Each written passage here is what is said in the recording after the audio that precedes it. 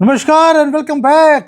आपने नोट किया होगा कि ईरान की तरफ से हर घंटे के बाद चीज़ें चेंज हो रही हैं। ईरान कभी बोलता है कि मैं पीस टॉक करने नहीं आऊँगा, अगले घंटे में आवाज़ आती है कि हम आ रहे हैं, फिर बोलते हैं नहीं आ रहे। तो ये पिंग पोंग एक घंटे के बाद होना शुरू हो गया। आपने कभी नोट किया है कि ऐसा पागलपन हो क्यों रहा है? वैसे तो पागलपन की ज़रूरत नहीं थी, क्योंकि इस्लामिक कंट्री है तो पागलपन तो नेचुरल है इनके अंदर, लेकिन कुछ और भी है। अब कंट्री के अंदर दो फैक्शंस हैं, ये आपको पता लग गया। एक गवर्नमेंट है, दूसरा है इस्लामिक रिपब्लिक के राक्षस। राक्षस बोलते हैं हम तो लड़के ही मरेंगे, गवर्नमेंट सरेंडर करने को तैयार है। लेकिन ऐसा हो क्यों रहा है? उसके दो रीज़न हैं। एक तो ये है कि बहुत फोर्सेस हैं गवर्नमेंट दुनिया की जो युद्ध बंद होने नहीं देना चाहती। ईरान सरेंडर करने को तैयार है तो तुर्की बोलता है मत करना। पाकिस्तान जाकर जो आईआरजीसी के लोग हैं उनको बोलते हैं अगर आपने सरेंडर कर दिया तो जो हमारा लुल्ला की फौज पूरे दुनिया में हमने फैलानी थी वो बंद हो जाएगी। अब मिडिल ईस्ट है, उसमें जो अरब कंट्रीज हैं वो युद्ध बंद नहीं होना देना चाहते। इजराइल बोलता है जब तक खत्म नहीं होगी गवर्नमेंट ईरान की तब तक सरेंडर भी हम एक्सेप्ट नहीं करते। रशिया बोलता है अगर ये युद्ध बंद हो गया तो होगा क्या, तेल के प्राइसेस गिर जाएंगे, मेरा नुकसान हो जाएगा। चाइना बोलता है कि अगर ईरान नीचे गिर गया तो सारे जिहाद का जो स्यापा है वो बंद हो जाएगा, तो अमेरिका के सारे युद्ध से बाहर निकल जाएगा। तो जब एंगेजमेंट अमेरिका की सारे वर्ल्ड में खत्म हो जाएगी तो वो चाइना की तरफ देखेगा। अब देखिए, हर कंट्री अपने अपने हिसाब से इस युद्ध को कंटिन्यू करना चाहती है। कहीं सरेंडर की बात हो रही है, कहीं पर सरेंडर ना हो उसके लिए सारी दुनिया लगी है। अब इसके बीच में जो ईरान के जो ऑफिशियल्स हैं उसकी प्रायोरिटी क्या है?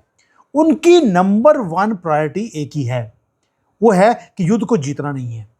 बस एक ही तरह से है कि किसी तरीके से हर रोज सरवाइव किया जाए। वॉशिंगटन बेवकूफ नहीं है, डोनाल्ड ट्रंप को मालूम है कि ईरान एक लंबी गेम खेल रहा है, पूरी दुनिया उनके साथ है कि युद्ध बंद नहीं हो और अमेरिका एंगेज रहे बहुत लंबे वॉर के अंदर। इसलिए अमेरिका जो पहले उन्होंने लेके आए अपने फाइटर प्लेन्स, एयरक्राफ्ट कैरियर्स, उसके बजाय वो साईफाई नाइटमेयर लेके आ रहा है। ये वो हथियार हैं जो उसने अभी तक दुनिया में कहीं भी एम्प्लॉय नहीं किए। वो लेज़र जो कैनन्स होती हैं, हाई एनर्जी वाली लेज़र वेपन्स, उसको लेके आ रहा है। और ये लेज़र वो है जो ड्रोन्स को, मिसाइल्स को, एयरक्राफ्ट्स को, ये किसी को भी हंट कर सकता है। दोस्तों, अब आप बोलेंगे कि अगर अमेरिका के पास इतने ज़्यादा हथियार थे वो पहले क्यों नहीं लेके आया? आप पहले सिस्टमेटिकली काम करते हैं, पहले आपको देखना कि दुश्मन के पास क्या कुछ है। अब हमने भी जब ऑपरेशन सिंदूर किया था, पहले दिन हमने ब्रह्मोस को यूज़ नहीं किया था, तीसरे दिन किया था और पाकिस्तान कदमों में आ गया था। लेकिन उससे पहले हमने उसके एयर डिफेंस सिस्टम को और बाकी जो कॉकरोचों की जहाँ छुपने की जगह है, वो गंदी गंदी मस्जिदें, हमने पहले उनको ख़त्म किया। वही काम अमेरिका ने किया ईरान में जाकर, एयरफोर्स, नेवी, उनकी गंदी मस्जिदें, सब कुछ उड़ा दिया। यहाँ तक कि जो जिहादी बच्चे थे, इनके लड़कियां जो सो कॉल्ड स्कूल में पढ़ रही थी, जब स्कूल बंद है, सारे कंट्री के अंदर ऑलरेडी बोल दिया कि बाहर मत निकलना, युद्ध का टाइम है, लेकिन इनकी जो मिरेकुलसली जो लड़कियां हैं वो स्कूल में पढ़ रही थी। क्यों? क्योंकि उस स्कूल के नीचे फैक्ट्री थी बॉम्ब बनाने की, इसलिए उसको उड़ा दिया गया। ये सारे काम किए पहले अमेरिका ने, अब ऐसा ऐसा वो नए वेपन्स को लेके आ रहा है। अब आप में से कई लोगों का कमेंट था कि सर आप तो बोल रहे थे कि इनकी अमेरिका की जो फोर्सेस हैं वो ईरान पहुंच गई हैं, वो वहाँ से यूरेनियम लेने वाली हैं। ईरान की गवर्नमेंट ने ओके किया, जैसे हमें ओके किया था हमारी शिप्स को कि आप निकल जाइए, तो उसके बाद हमें अटैक कर दिया गया। वही काम इन्होंने अमेरिका के फोर्सेस के साथ किया, उनको पहले अलाउ कर दिया गवर्नमेंट ने, और जब वहाँ पे वो पहुँचने वाले थे तो आईआरजीसी ने उनके ऊपर अटैक करना शुरू कर दिया, वापिस चले गए। इसलिए अमेरिका अब अपने लेटेस्ट वेपन्स जो हैं उसको लेके आ रहा है। अगर आप देखें जो वेपन्स हैं, साईफाई के नाइटमेयर जो वाले वेपन्स होते हैं, उसको एम्प्लॉय किया जा रहा है ताकि कोई भी ड्रोन कुछ भी आएगा अब उसे छोड़ा नहीं जाएगा। ऊपर से जो एयरक्राफ्ट कैरियर है, जो न्यूक्लियर एयरक्राफ्ट कैरियर है HW बुश, उसको लेके आ गए वहां पर, जो गेम को चेंज करने वाला है। साथ में दोस्तों एक और भी है, ईरान अभी भी ट्रेडिशनल वॉर, वही मिसाइल्स, वही ड्रोन्स, उसके साथ काम कर रहा है। उन्होंने सस्ते सस्ते जो ड्रोन्स होते हैं जो कुछ $1000 में बन जाते हैं, उसको यूज़ किया और अमेरिका को फोर्स किया कि वो मिलियंस ऑफ डॉलर्स की मिसाइल्स वो यूज़ करे। वो एरा ख़त्म कर दिया डोनाल्ड ट्रंप ने। अब ये जो नया लेज़र सिस्टम है, इसको खड़ा किया है पूरे युद्ध के अंदर। ये एडवांस्ड आर्टिफिशियल इंटेलिजेंस के साथ लैस है और ये अब क्या करते हैं, एक अगर ड्रोन आता है वहाँ से, वो 10-20 हज़ार डॉलर का होता है, और यहाँ से जो लेज़र जाएगी वो $5 की कॉस्ट करती है। $5 की गोली वर्सेस 20,000 का वो ड्रोन। ये वाला काम कर दिया है डोनाल्ड ट्रंप ने, इन चीज़ों को एम्प्लॉय कर दिया। साथ में क्रेजियस्ट पार्ट क्या है, उन्होंने एक काम और किया कि जो ये युद्ध जो है अब वीडियो गेम की तरह वो डोनाल्ड ट्रंप खेलने वाले हैं। डेमोन्स्ट्रेशन होने वाली है ईरान के अंदर, क्योंकि ईरान ने कसम खा ली कि वो जूते खाकर ही मोहम्मद को सरेंडर करवाएंगे। अब ईरान को लगा था कि भी उसके पास तो ट्रंप कार्ड है, कि वो ट्रंप कार्ड जो था वो था स्ट्रेट ऑफ हॉर्मुज का, और अमेरिका ने उसको ब्लॉक करके उसका सारा कुछ खत्म कर दिया। साथ में लेजर बीम की जो वेपन्स है, उसके साथ साथ जो ड्रोन्स हैं अमेरिका के, वो 50,000 की फीट के ऊपर है, जहां पर इनकी मिसाइल्स पहुंच नहीं सकती।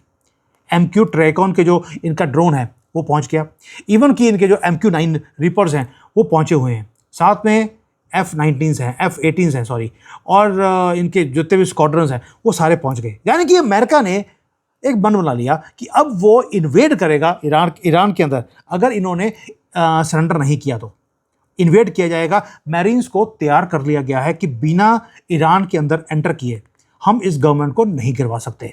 वहाँ के एयरपोर्ट को टेक ओवर दोबारा से करने की मुहिम शुरू कर दी है अमेरिकन प्रेसिडेंट ने, कि वहाँ का जो तेहरान का एयरपोर्ट है उसे कब्जे में करो, इधर से खार्ग आइलैंड्स कब्जे में करो। इनकी जान निकालनी अब ईरान की।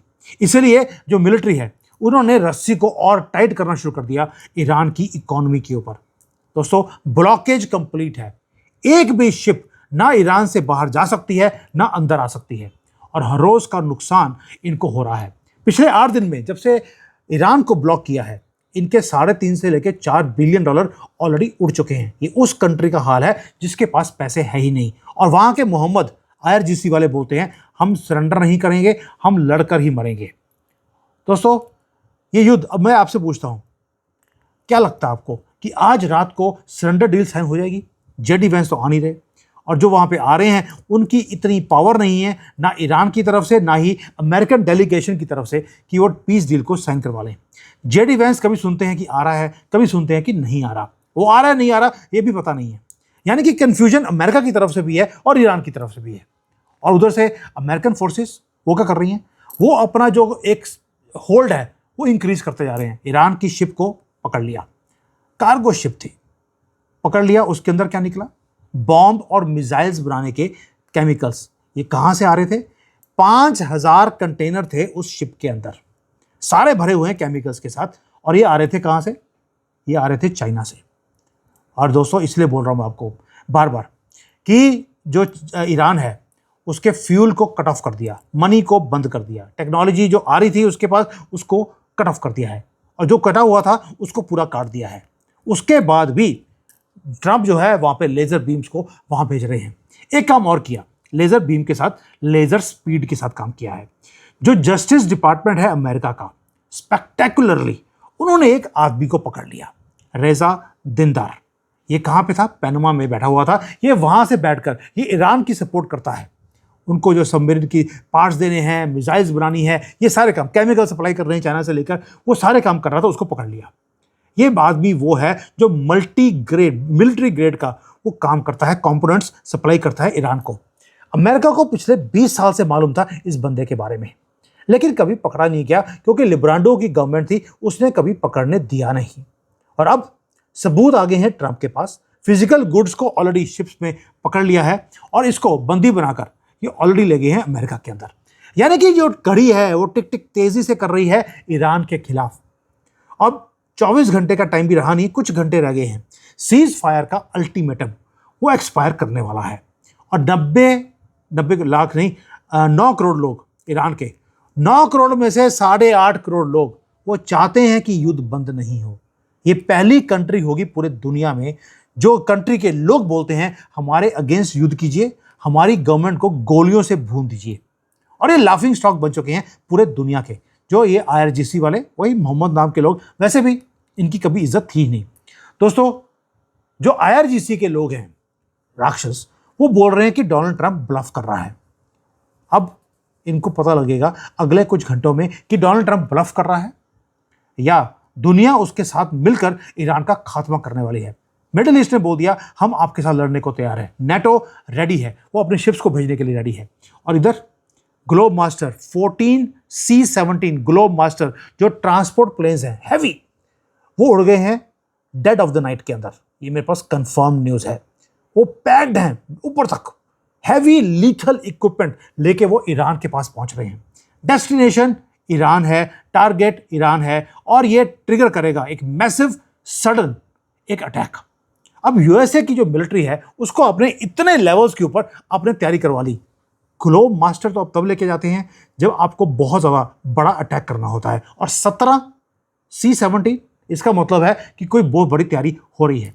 और आंसर क्या है? आंसर है इजराइल की इंटेलिजेंस ने अभी अभी लीक किया एक इंफॉर्मेशन कि जो बंकर्स हैं बिल्कुल डीप डाउन, वहाँ पर ईरान ने अपना 450 या 500 किलोग्राम का जो रिच वो है यूरेनियम, उसको रख लिया है।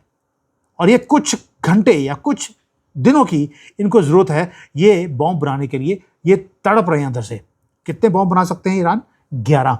इसलिए ये लंबी गेम खेल रहे हैं कि भाई हम कल सरेंडर करेंगे, हम परसों को मीटिंग करने आएंगे, कभी बोलते हैं हम सरेंडर करेंगे, कभी नहीं करेंगे। दे आर बाइंग टाइम, और इसकी हेल्प कर रहा है पाकिस्तान।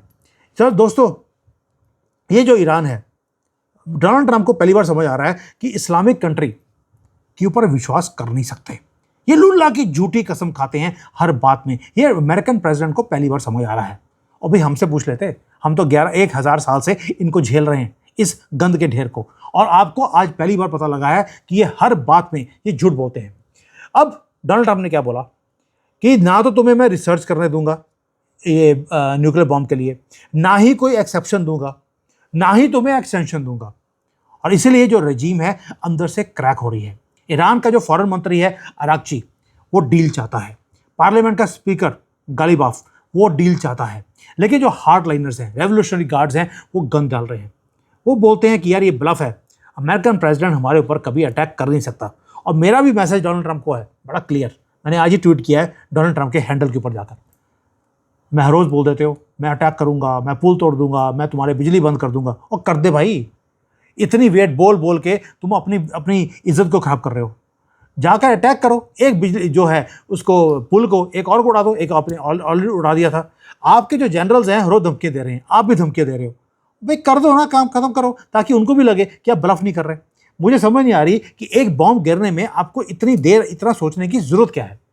दोस्तों, ईरान साइन नहीं करेगा, ये ईरान ने बोल दिया। उसकी जो गवर्नमेंट है वो बोलती है मैं सरेंडर करने को तैयार हूँ। नेगोशिएशन एक ही बात पे रहेगी। अमेरिका बोलता है आप बॉम्ब नहीं बना सकते, न्यूक्लियर बॉम्ब, और वो साइन करना पड़ेगा कि 20 साल तक आप कोई भी हरकत नहीं करोगे। ईरान बोलता है 5 साल मैं चुप करके बैठ जाऊंगा, उसके बाद मुझे आप रोकना मत। मुझे लगता है 10 साल के ऊपर जाकर नेगोशिएशन हो जाएगा, ना 20 ना 5, ये 10 के ऊपर सेटलमेंट होती हुई मुझे दिखाई देती है। अब होगा क्या? जो ग्लोबल चेस बोर्ड है वो कंप्लीटली लॉकअप हो गया है। क्लॉक दोबारा से फाइनल सेकंड्स की तरफ टिक टिक कर रही है। इकॉनमी ईरान की कोलैप्स हो चुकी है, और अगर कहीं अमेरिका ये युद्ध हार गया तो अमेरिका की इकॉनमी वो कोलैप्स हो जाएगी। इन दोनों में से जो भी हारेगा उसकी इकॉनमी तो गई। जो इसलिए आसमान है उसको पूरा फिलअप कर दिया गया है इनविजिबल लेजर्स के साथ, और साथ में ड्रोन्स एंड एयरक्राफ्ट कैरियर्स के साथ। जो ओशन है वहां पर भी मैरीज वो वेट कर रहे हैं। एस्केप रूट ईरान का सारी तरफ से वो बंद कर दिया गया है, और रेवोल्यूशनरी गार्ड्स के पास कोई भी कार्ड वो बचा नहीं है। सारे कार्ड है ट्रंप कार्ड, वो ट्रंप के हाथों में है। जो कमांडर है इनका वाहिदी, उसको लगता है कि वो वेटिंग गेम खेलेगा तो डोनाल्ड ट्रंप से वो जीत सकता है। ये वाहिदी वो है जो नया नया अभी कमांडर बना है IRGC का, लेकिन तूफान उसकी कंट्री की तरफ ऑलरेडी पहुंच चुका है। तेहरान को सरेंडर करना पड़ेगा दोस्तों, और सरेंडर करना पड़ेगा अपना न्यूक्लियर डील, अगर उसको अपने आप को बचाना है। अब आग गिरेगी ईरान के ऊपर, या ये चुपके से, जैसे 1971 में पाकिस्तान ने चुपके से सरेंडर कर दिया था। डॉक्यूमेंट की आपने फोटो देखी होगी जब ये सरेंडर कर रहे थे बेशर्मी की तरह। क्या वैसे ही ईरान का जो मोहम्मद है वो यही काम करेंगे? क्योंकि उनकी गवर्नमेंट में आधे से ज़्यादा लोगों का नाम मोहम्मद है, और मोहम्मद नाम के लोग हमेशा सरेंडर करते हैं। हमने मोहम्मद मोइजो, मोहम्मद ये यूनस, इन सबको हमने सरेंडर करते हुए हर रोज़ हमने देखा है। अगले 24 घंटे में पता लगेगा दोस्तों कि क्या ये सरेंडर है, या दुनिया से ईरान का जो नक्शा है वो चेंज होने वाला है। और ईरान का नक्शा चेंज हुआ तो मिडिल ईस्ट का नक्शा परमानेंटली चेंज हो जाएगा और उसके ईरान के आसपास जितने भी कंट्रीज हैं वो कोई भी नहीं चाहता कि ये युद्ध बंद हो। अब देखते हैं होगा क्या। I will keep an I on each and everything. जो फाइनल काउंटडाउन है वो शुरू हो चुका है। हो सकता है कि ईरान डॉक्यूमेंट साइन कर दे, लेकिन उसके बाद वो युद्ध शुरू हो जाए, यानी कि ईरान की गवर्नमेंट सरेंडर करने को तैयार है, लेकिन आईआरजीसी बोलेगा तुमने सरेंडर किया हमारे से बिना पूछे, कर कैसे दिया। अब वो युद्ध कर देंगे शुरू। टिपिकल मुसलमान स्टाइल, एक हाथ पैरों में और एक हाथ गर्दन पर। आप हल्के से ढील दिया इनको, आपकी गर्दन पकड़ लेंगे और आपने हल्का सा स्ट्रेंथ दिखाई, ये बिल्कुल स्ट्रीट डॉग की तरह आपके पैरों में मोहम्मद लेटा हुआ दिखाई देगा। अब देखते हैं कौन सा हाथ इनका स्ट्रांग होने वाला है। It depends on Donald Trump. Thank you. जय हिंद।